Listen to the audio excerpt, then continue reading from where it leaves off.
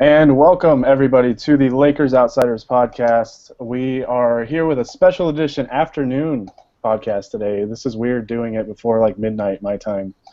Um, okay, so joining me today are two of my regular outsiders. I've got Matt Vizine and Harrison Fagan makes his triumphant return to the podcast today. How's it going, guys? Well, which one of us do you want to tell you? You gotta. Okay, Matt, you're the only one that gets to talk now.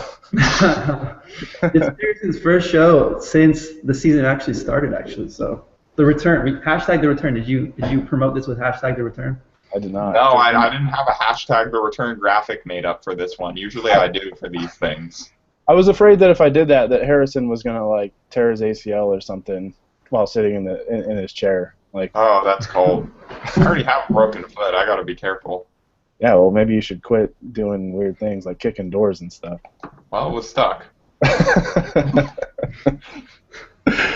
All right. So on that note, I guess we'll get serious here. So today is January 22nd, 2016, which means 10 years ago today we witnessed the second greatest scoring performance in NBA history when Kobe dropped 81 on poor Jalen Rose and his Toronto Raptors. So let's just talk about that. Do you guys remember that day at all? Harrison, do you remember, like, were you watching the game live, or, I mean, do you remember 10 years ago? Well, spoiler alert for a Lakers Lounge coming out later today that Matt and I appeared on last night as we continue our Candy Bracket promotional tour. But I actually did not watch the game live because I did the math live on the podcast last night, and I was about 14, I guess, when this game happened, and I must have had other stuff going on because I don't have a memory of it happening live. I only watched it years later when I was able to see replays a couple times. Matt, did you get a chance to watch it actually happen? No, so actually I was at a birthday dinner at Donald Trump's golf course that night. But once I heard about it, once my uncle told me about it, I went and saw like the last, like, I think I just saw like right when the game ended, so I got to see the highlights real quick. I obviously didn't think, when he told me he scored 81, I didn't really believe him. And then I came home and I watched the rerun, but I didn't get to see it live. So I'm the only one here that actually watched it as it happened. All right. I think I was 13 years old at the time, and I said this on our last podcast. It just seemed like another like typical Kobe 50-point game at the time, because he would have just been lighting up teams, just scoring like ridiculous amounts. So it honestly just seemed like another one of those games. And then all of a sudden, he's at 60, he's at 70, and it's just like all of a sudden it got really real in the last probably 7-8 minutes of that game. And it's truly just unbelievable to witness. The point total. It's crazy. He was basically 2K in real life. It was crazy. So naturally, he's got to go for 81 tonight, right? The team or Kobe? Probably the team. I think with a team effort, they might be able to get there. Maybe. I don't know. Oh, they do have to go up against Kawhi Leonard today, so yeah, 81 might be Kobe quick. drops 81 on Kawhi Leonard. That would truly be a unique accomplishment in the history of basketball. I think that would I already think that Kobe's 81 was the best scoring performance of all time, but I think that if he did it against Kawhi Leonard at age 37, I don't think anyone's ever topping that. I think that would officially earn him GOAT status. Yeah, I think at that point you're better than MJ. I'm just going to say it. No pressure, Kobe. No pressure. All right, so we'll have a little more on Kobe's 81 up on the site a little later today, so stay tuned for that. But let's talk about the first half of the season for the Lakers. A lot of people thought this team could compete for a playoff spot in the West before the season, Mitch Kupchak included. And now they're 9-35. So since it's been really bad, let's go ahead and start with Matt. I'll throw this one to you. What's been your biggest disappointment with the Lakers so far this year? I think, are we talking specific players? Because I was going to go with the way, you can pick anything Byron Scott's done, really. But I was going to say the way he's treated the young players, which is like the most obvious choice in my opinion. With D'Angelo Russell and Julius Randle, towards the beginning of to the part of the season, especially. I think that's been like the most, annoying and disappointing part of the first half. Yeah, I would. I mean, I'd agree. I think everybody would agree. I thought, to start him and then bench him, and yeah, it's been a turbulent ride. Harrison, do you think that's been the most disappointing part, or do you have something else? Well, I hate to be picky about language here, but disappointment would imply that I had expectations that he would do an amazing job managing the young guys, which I thought, I thought they'd be a little bit more competent about it this season because it's pretty hard to be as, I guess, aggressively bad as they've been about this stuff at certain times this year. So, but again, I didn't have huge expectations for that going into the season. So I'd say I'm going to go out and say that my biggest disappointment has probably been Roy Hibbert. When the Lakers missed out, or quote unquote missed out, on all the marquee free agents, I thought that Hibbert was about as good of a pickup as they could get to help their team be competitive again, but he's just really not been. The team's better offensively and defensively when he's off the floor. He has the worst net rating on the team at negative 15.1, which is only 0.1 worse than Kobe, but it's just been really disappointing to watch him play, because I really thought that he would at least be able to get the Lakers out of the bottom 5 defensively, at least get them like somewhat closer to respectable.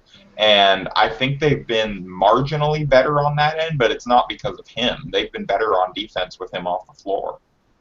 Yeah, and that was one of 2 answers I was going to go with, so I'm kind of glad you chose that. But yeah, a lot of people were saying before the season, a lot of Byron Scott supporters that are still out there, we're saying that now that he has a defensive center, like, watch his defense, his defensive coaching ability, so to speak, kind of go to work. And, I mean, it hasn't made a difference, So, I mean, the Lakers don't have good defensive talent, but at the same time, when you've got Roy Hibbert back there, you would think they'd be, like you said, out of the bottom 5 defensively, and they've been as bad as they've been the last couple of years. So that was about as high as I was willing to hope. I was saying if Roy Hibbert got the Lakers to like 15, like out of the bottom 10, he should win Defensive Player of the Year, and that obviously didn't happen. It's just, they actually had a really good breakdown on it on SB Nation today, and just a lot of it has been, he's not able to defend anywhere but the rim. He's not mobile enough. Yeah, and like nowadays especially, I mean, even like the past couple of years, more teams are spacing the floor better. They're running a lot of high pick and rolls, so that makes it tough for him to get out there and move and guard those, those ball handlers coming off of screens like that. So it's, once for a guy that was once, an amazing defender, he's kind of been neutralized, so. His drop-off is so crazy to me, from like that season in Indiana till the end of his time in Indiana, and now it's stunning. I didn't see that coming at all. He was an all-star, right? Yeah. The one year? Yeah. So. Yeah, and I mean, it's hard to kill the guy because he has such far worse defensive talent around him right now than he ever did in Indiana. Yeah, for sure. And the game has just passed him by a little bit. He does his best. It's not from any lack of effort. He's just not really mobile enough to play as big of a role as the Lakers were trying to have him play at 25.3 minutes per game in the NBA anymore. Yeah. It's been crazy because, like, I agreed with you, Harrison. I was actually really excited that they got Roy Hibbert because I thought he'd be a really good fit with this team. So was I. I thought they were getting exactly what they needed. The reason I was never enamored with the LaMarcus Aldridge pursuit, the Greg Monroe pursuit, was because they didn't fit super well with Randle on offense, and then they weren't going to be able to back him up defensively. And I thought that Roy Hibbert did as good of a job on the defensive end of solving that problem as anybody they realistically could have gotten. And that just hasn't proven to be the case. And then Randle's been out of the starting lineup. Yeah, it's been. I mean, like you said, I had like pretty high expectations, I guess. Not from like a statistical standpoint for Hibbert, but just like his impact defensively, and yeah, it's been very, very disappointing. But since you said Hibbert, that was one of 2 answers I had. I'll just go ahead and say the Lakers front office and just kind of how they've handled this season, because they've been It's for a couple of reasons. Obviously, I get prioritizing Kobe's farewell tour, but kind of put the player development on the back burner just doesn't make much sense to me because that's your future, and that's going to start as soon as next year. So, and that's kind of what you're selling to free agents this year, right? So, you've got to. You got to start with a base somewhere, and if you're going to just sit there and make Kobe the top priority, it's kind of hard to do that. But another issue that I had was before the season, I mentioned Mitch Kupchak thought, that this was a playoff team. This could be a team that, sneaks into the playoffs. And then when they are off to a bad start, all of a sudden, when he kind of defends Byron Scott and says, oh, well, not many coaches could win with this situation. It was like, well, before the season, you were saying that this was a pretty good team. And like now, all of a sudden that it's gone wrong, you can't blame Byron Scott at all. Well, I think how much of that is just damage control, of them just trying to make it through the year without any major locker room blow-ups or rebellion against Byron Scott, because they know that he's kind of the coach that they've saddled themselves to for this year. Yeah, well, and that's exactly what it is. It's just my issue with it is don't come out and say that, it's going to be, you think it can be a playoff team. I just didn't understand that thought process the whole preseason. He probably doesn't actually mean that. Yeah, but why raise those expectations Right, with fans? I guess to get people to buy tickets, but then you're just getting people mad when you don't meet them. Exactly. That's the thing. You can generate excitement without, setting like a concrete expectation. You don't have to say, I think this can be a playoff team. You can say, I think this team will be. You can just say, I think this team will be better than last season. We'll definitely take steps forward this year, and something like that. Like we want to just. There'll be players that you can actually form some emotional attachment to. We won't be playing Ryan Kelly like 30 minutes a game. Oh man, yeah. So shout out to Ronnie Price. Oh, how that guy's still in the league, I don't know, man. He just keeps getting a job every year. Solid veteran presence. Really just hard-nosed defensively. Shoe throwing skills are on point, so yeah, that helps. All right, so we'll be done with the negativity for now. Matt, I'll go ahead and throw it back to you. What's been your biggest surprise this year? Like your most pleasant surprise? Larry Nance. When he got inserted into the starting lineup, I was hesitant because I wanted to see what the minutes would go with him and Randle. But he's exceeded all my expectations personally. He's fit in pretty well for the most part. He's played really well since he's starting, or since he got into the starting lineup. So that's one guy that I did not think that, especially in his rookie year, would be able to play at the level that he has been. Yeah, I agree. He was. When the Lakers drafted him, I think we were all really, really surprised. So to have him come out and play the way he has, it's been great. Harrison, what's been the thing that's really stood out to you the most this year from a positive standpoint? I really like how Russell's developed over the past month. The Lakers have Russell's played in 9 games in January, and so he started the season in November, and he had one of the worst net ratings on the team at -13. The team was, it was by those metrics, it was worse with him on the floor. But it always seemed like he was starting to figure it out a little bit. His passes were good, his vision was good, and he just wasn't necessarily sure where he fit within that offense, and justifiably so. When the first game of the season he started at shooting guard, which was a position he hadn't played in the offense the entire preseason or off-season at all. And then, whereas compare that with January now, where he's played 9 games this month. He has the best net rating on the team at 2.2, one of only 2 players with a positive net rating. And so it's good to see the numbers starting to reflect that he's been better. The Lakers have been better with him on the floor than with him off. Oh yeah, there's definitely a noticeable difference offensively. Matt, did you want to add on to that? Well, I was just saying. So you're telling me, Harrison, he's not a bust? I'm saying we definitely can't declare that yet. I think 43 games in is a little early. There should be a rule against that. If a guy's still technically a teenager, you can't declare him a bust. I think it was, 5 games in when we were getting tweets, people saying, like, It was in the preseason, dude. You just don't have enough followers. Follow at MATTVAZIN and send him all your bad D'Angelo Russell takes. It was like the first half of the first summer league game that people were calling him a bust. Like it was. He doesn't have 50 already. He doesn't know what it means to be a Laker. Yeah, he's Kendall Marshall, but slower. I think was a take I got from someone. Oh yeah. The takes were just scalding hot. So, I'd have to agree with Matt that it's probably been Larry Nance, but just for the sake of being different, I'll actually say Brandon Bass, especially as of late, because the way he started this season, I mean, man, we all wanted him like out of there. Like, don't play this guy. Of course, he was playing at the 5, and he's like what 6'7", 6'8", so it's like that's. He had never played it before either.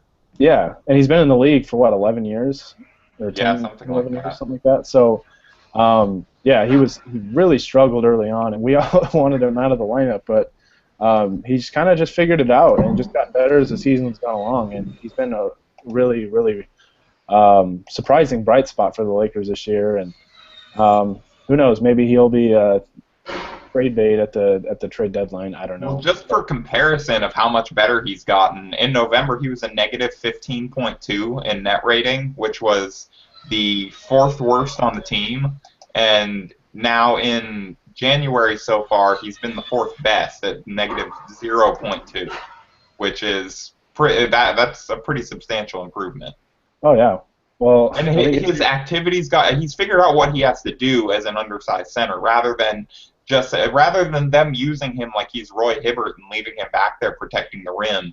It seems like he's been a lot more active getting into guys and trying to get position early and front them and things like that and do little things to irritate them. Like he did a shockingly good job on DeMarcus Cousins at times earlier this month, I think. Yeah. Not in their last game. In their last game, he got killed. But I was gonna say Cousins, like he lit up. It was that game against the Kings when Russell was doing the hotline bling and the Lakers almost won and all that. He did a really good job against Cousins. He had not so much the last game. That was one of the most fun games of the year because I think easily all the young guys were playing pretty well. Russell was lighting it up and almost pulled off an incredible comeback. So, so let's go ahead and look ahead to what's left of the Lakers season. They get the Spurs tonight, so that'll be fun. But Boban's going for his first career triple-double. I guess we'll just kind of throw this out there. What are you expecting in terms of the rest of the season? Do you expect to see the win total eclipse like 17 to 20, or you think they're not going to get there? Where do you think they'll finish? Harrison, I'll start with you. Where do you think they'll finish in terms of the tank race? That's a really good question. I'm pretty confident that it's going to be second. I feel like second is about, even though Philly's been playing better lately, I think they're 3-7 in their last 10. I still think that I don't think that the Lakers are going to catch them. I think that Philly, they're trying to be respectable, but I still think that if it comes down to it where it looks like they're in danger of losing the number 1 odds, there's going to be some strange rotations and weird roster moves and suspicious injuries and that type of thing. Sam Hinkie sneaks into the locker room with a jackhammer and takes out Ish Smith. I was gonna say the whole 3/4 of the team is gonna somehow get the flu, like some virus, and they can't. Yeah. Just throwing up. There's a cold going around. We had to call up the entire 87ers roster and play them. Oh man. And then at the same time, I think Brooklyn has kind of enough actual NBA players that I don't see them, and they seem to be. I think someone was saying they were a little invigorated by Hollins being fired, which is I don't think at this point he's probably getting another head job in the league, but that's really a nail in the coffin. Well, and Minnesota, I think that they're going to be a little too respectable. Phoenix, I'm a little worried about, I guess, but they're still 4 games back of the Lakers. Yeah. Yeah, it's kind of crazy because they're 3 wins ahead or behind Philly, however you want to look at it. They have 3 more wins than Philly, but 2 less than Brooklyn. So they're kind of right in the middle there. It's gonna be it's gonna be an exciting 3-team. Do you guys think we're gonna get to 20 wins? 20? Yeah. No. No, we're at 9 right now, and there's what 36 games So left? 11 and 25 the rest of the way. Yeah, I don't know how many wins. I would say maybe 16. I don't know. That's just a guess. But Matt, do you think the Lakers could catch Philly and have the best lottery odds? I don't think so. I'm with Harris. I think we're going to finish with the second worst record, take our 55% chance or whatever it is. A And slightly weighted coin flip. yeah, exactly. Hopefully it's not the people. Thankfully it's not the people that are flipped the Arizona Green Bay Packers game. But, yeah, I think we're gonna get. I think 18 wins is my prediction. Is what we're gonna end up with, which should be enough to get the second worst record. Was 18 what they had last year? I'm totally blanking on what their record was. They had 21 last year. We got the 21. Okay. Yeah, So 21. yeah, again, that would be another franchise low then, because I know last year was the 7-1 after D'Antoni said it the year prior. So I don't know how you don't fire the coach if they set I think that's going to be their excuse to get rid of him. Is going to be that they set 2 franchise lows in terms of record. We have higher standards than this. Yada yada yada. Here's Luke Walton. Yeah, I don't know what they're gonna do. I'm already preparing myself for another year of Byron. I'm pretty much preparing like I would prepare for the zombie apocalypse. Like I'm just like stocking up on like soup and like all these supplies. So yeah, it's Soup I don't and know. potatoes, I guess. Yeah, potato soup specifically. So you're not stocking up. That's just what you normally eat, right? It's nothing out of the ordinary. Yeah, it's pretty much just my life. Just like Winter is coming. I'll eat a lot more French fries. Yeah, so I don't know. Who knows if Byron's going to be around next year? Like, You I guess guys we'll- like our, by the way, just to reference back to our preseason predictions, I think we all took the over on 42.5% on Kobe's field goal percentage. oh yeah, I don't think we're going to hit that one. I tell No, you, probably not. No, it's not looking good. this isn't. Yeah, this I don't know. I thought he would be used a lot better though. Yeah, Byron actually we mentioned- totally did. They were using him so much better in the preseason. Yeah. I don't understand Our it. prediction wasn't that crazy. Like but it's just like it's totally gone in the opposite direction. I'm just happy that he's still playing at this point, considering the minutes that he's played. What game are you going to? Tomorrow, right? Yeah, I'll be at the Portland game tomorrow, and that'll be Second of a back-to-back. Oh man. that'll be crazy because I'm sure they'll have some kind of tribute for him, and just seeing that live that'll be something. So, all right, let's take a few questions. Let's check the old. And of course, first thing I log in and see is a clip of me hitting a mid-range jumper. Thanks for that, Harrison. Actually, I think it was a pocket pass, but you're welcome. All right. I guess we'll start with Jacob Rude, who pretty much asked the question that we already answered.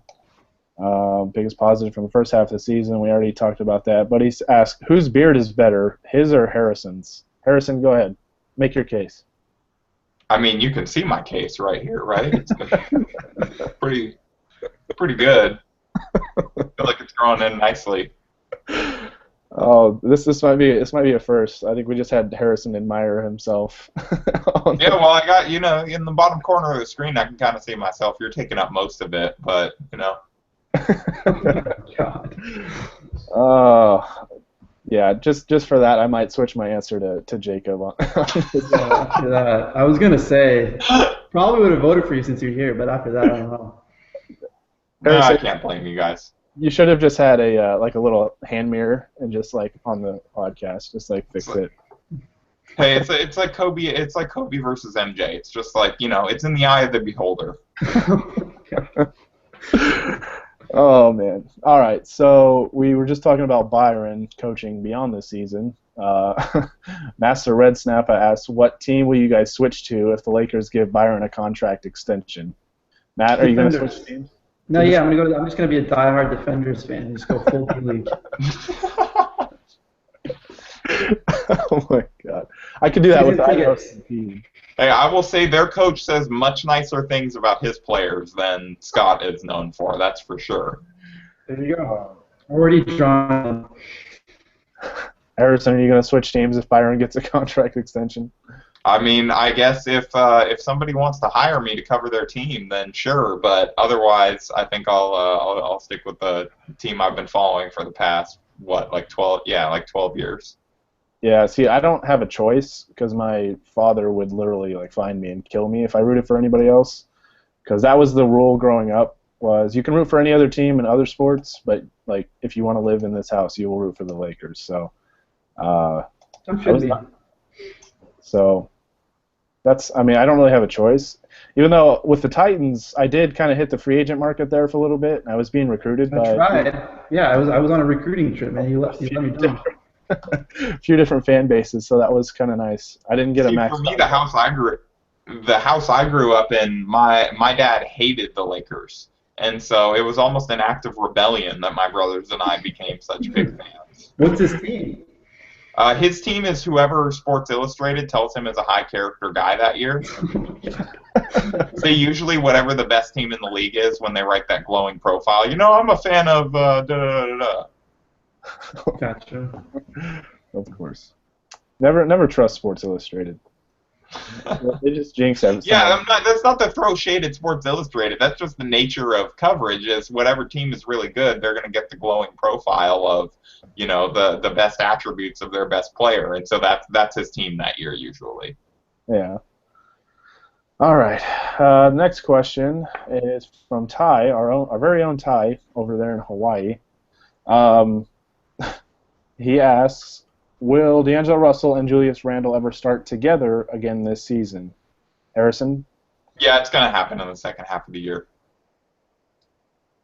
I would agree. I mean, if it doesn't, I'd be pretty surprised if it doesn't happen. So I would say for sure.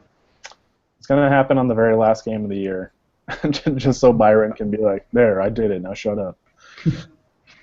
No, I think it'll happen at some point too. I mean, if nothing else, due to injuries at some point, you think that they're going to, like, the Lakers are going to start to accrue more because they've been relatively healthy for most of the year. Yeah. Yeah, we can't use the Just like as sad as it is to say, I think there's almost no way that Kobe makes it the whole year at the rate that they're going. No, he'll make it. Trust me, I'll make it. Don't worry about it. There's at least going to be a stretch, I think, where he has to sit out at least like 3 or 4 games at a time. You think he'll play the last game of the season? So you're saying he won't make the last game, Harrison? I'm saying at the way that they're going, unless he has some type of injury that forces him out for like 1 to 2 weeks and he's able to recover, then I don't really see it. I think something's going to happen that's more serious if he doesn't sit out soon. Let me get on StubHub and sell my ticket for $500,000 real quick. The fact that you wouldn't sell it anyways for that much it says a lot more about you, I think. Well, he's got a special guest. Oh, really? I'm going with my cousin to the last game. But we bought the tickets like right when they came out. So we got them pretty cheap. We haven't decided yet if we're going to sell it. Well, if it's 6 figures, I'm just telling you, sell it. Like, yeah, we'll get you credentials. 6 figures. You can buy a lot of tickets with that. Yeah. You can see D'Angelo Russell turn into a star with that. We'll see.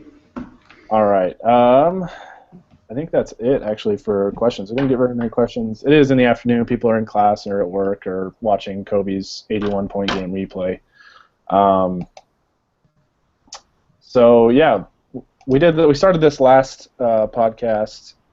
We're going to start doing lottery simulations using Tankathon just for the hell of it, since Lakers aren't doing anything this year. We're not going to the playoffs, and the top 3 pick is going to be kind of a big deal in terms of if we keep it or not. So I'm going to go ahead and display my screen here. There we go. Oh, vortex there. All right, so you guys both see my screen? Yeah. Yep. Okay. I was really hoping you'd have one of those tabs be something regrettable, but Go ahead. I feel like that's something that would only happen to Anthony, but. Oh, that's definitely if he knew how to screen share.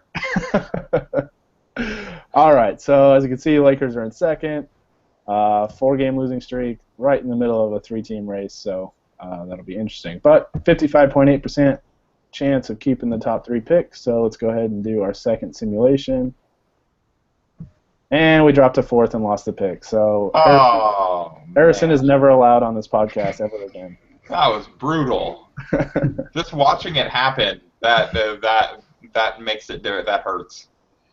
All I'm saying is when it was just me and Hani on the podcast, we had the top pick. So you two need to stop being soft, man up, and figure it out. All right, this whole podcast is just marred by that now. So. Yeah, it just got really somber in here. I know. It's almost like we just remembered what the first half of the season was like. Yeah. So yeah, did you guys have anything else you wanted to talk about before we get out of here and go on with our Fridays?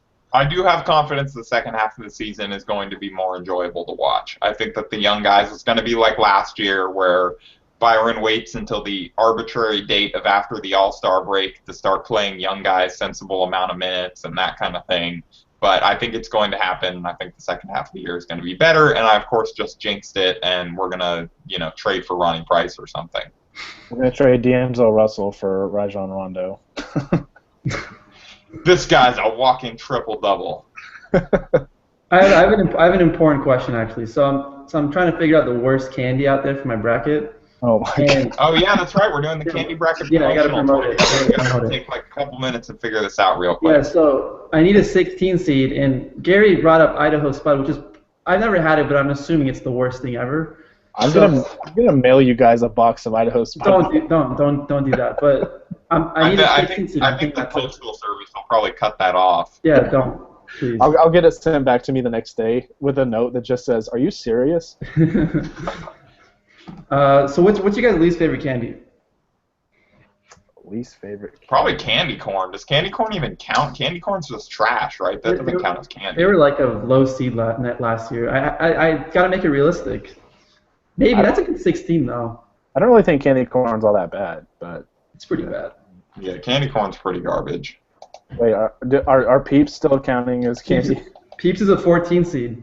Okay, right I'm just gonna say Peeps. I just googled worst candies, and apparently there's something called M&M's candy corn white chocolate candies, which is probably the worst thing I can think of. That might be it. Yeah. Okay. Yeah. I don't know who greenlit that. I don't know. In terms of Maybe make it like, if you want to have something that's just really bad, make it like Fun Dip, but just the stick, like not the actual like powder. Okay. Creative, I like it. I don't know, because like the candy I eat is. Last year was Almond Joy. Do you like Almond Joy? You clearly like coconut, huh? Yeah, it's not bad. Okay. I mean, it's awesome. Idaho Spud bars for the win. Yeah, I was gonna say great choice with Idaho Spud. I'm probably gonna go with Idaho Spud. There we go.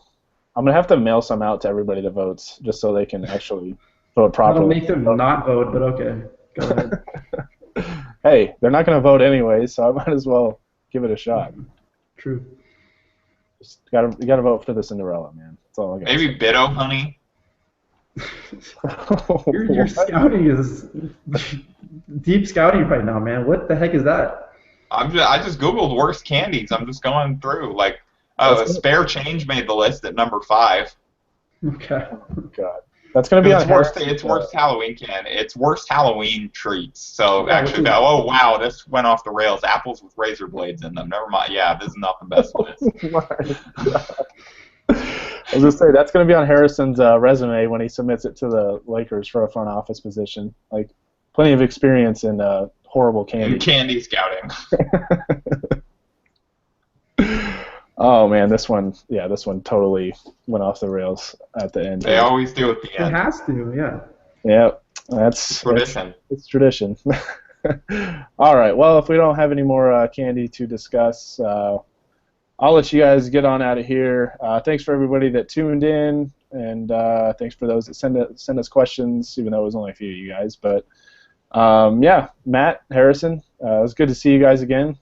More so, yeah, no, I'm not even gonna single out anybody. All right, thanks, Brotato. All right. Yeah, for those of you still tuned in, keep your attention to the site today. We're going to have a lot of stuff, especially about Kobe's 81, posted today, so keep an eye out for that. Yeah, so, Hani already had a breakdown of the 81-point game that was pretty good. Yeah, so definitely be looking for all that stuff, and I might get a podcast up after the game tonight. I don't know. I don't know what's going on when I'll be in Portland, so yeah, we'll see. But just stay tuned, and we'll see you guys whenever we see you.